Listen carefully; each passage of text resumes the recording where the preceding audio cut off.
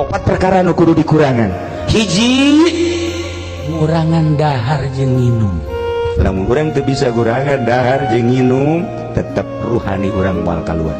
Nomor kedua, lamun hayang ruh urang timbul bersinar mengenal Allah, Ngurangan sare. terutama ti peuting. Eueuh hiji waliullah dijadikan wali, nu peutingna sare moal aya. Eueuh hiji solihin, nu peutingna sare moal aya. Nu mantap diangkat jadi solihin, nu mantap diangkat jadi wali, peutingna karasa. Nomor katilu, ngurangan pergaulan selain daripada ahli Allah. Ngurangan bergaul selain daripada ahli Allah.